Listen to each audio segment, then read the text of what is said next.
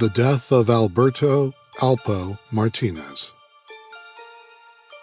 Everyone who has seen the movie Paid in Full, a cult classic from 2002, remembers the words, "Ennis get shot every day, B." That legendary line was said by a drug dealer named Rico, played by the rapper Cam'ron. But what makes the film pop up again almost 20 years later is the fact Rico's character was based on the notorious Harlem drug kingpin Alberto Alpo Martinez, who just found himself in a hail of bullets this Halloween.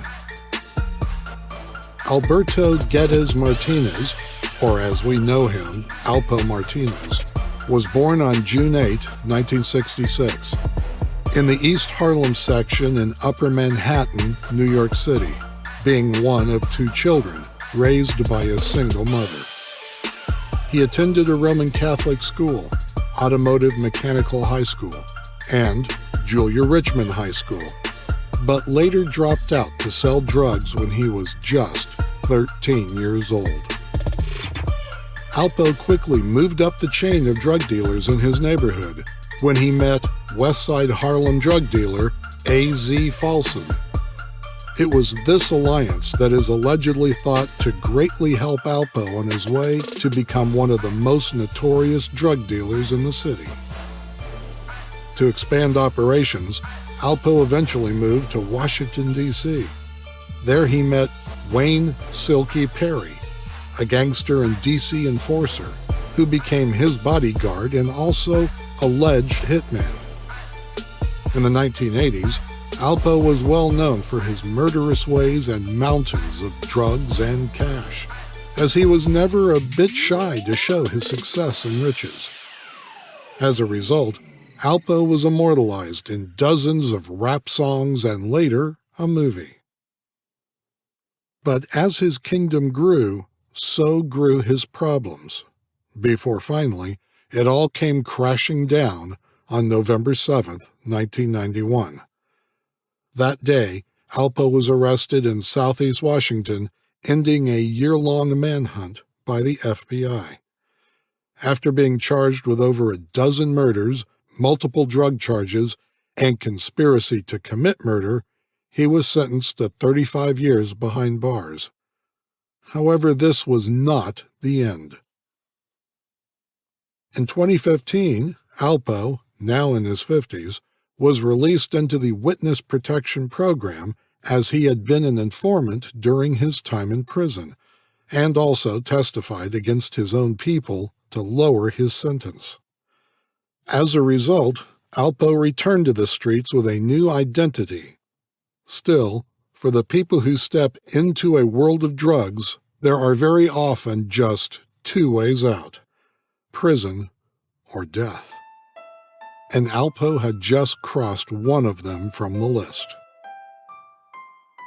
Then, just 6 years later, on October 31st, 2021, police were called around 3:30 a.m. to the intersection of West 147th Street and Frederick Douglass Boulevard in Harlem. There, a burgundy Dodge Ram pickup truck had crashed into a parked car due to an obvious reason. The driver had been shot multiple times through the car window, but he had still been able to continue driving the truck approximately 4 blocks. It is hypothesized that the driver tried, with his last breaths, to reach Police Service Area 6 to get help, but lost consciousness and crashed without being able to stop.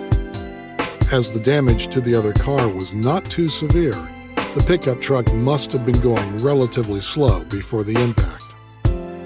But before police could get deep into what had happened, they needed to know who the driver was.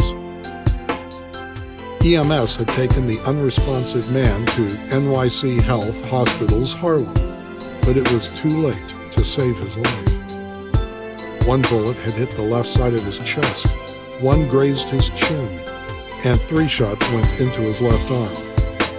While several outlets were swift to publish who they believed had been gunned down, it took a moment for the authorities to confirm the rumors.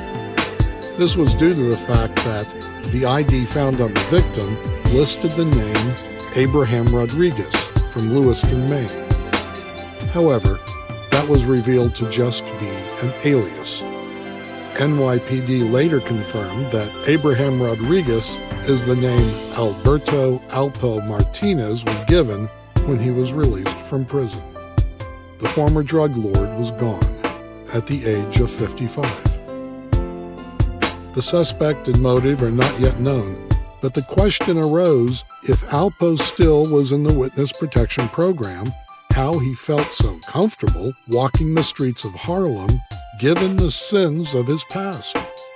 After all, Alpo had admitted to killing his close friend and business partner, Harlem native Rich Porter, and also testifying in court against his former associates, including his known enforcer, Wayne Silk Perry. As one high-ranking source said, "You were in the witness protection program because you testified against other drug dealers. You'd make a lot of enemies who have a score to settle. When you return to the same area, word will get out very fast. He's back in the zone." The truth is, there were people who loved Alpo in Harlem, and Alpo loved the acknowledgement. They were his streets. There is where he belonged. As the character, Rico, inspired by Alpo, says at the end of the movie, Paid in Full, "But I'm not stitching on nobody in Harlem, 'cause when I come home, I'm still gonna be the king." However, the history of humankind has shown over and over again how quickly kings can be overthrown.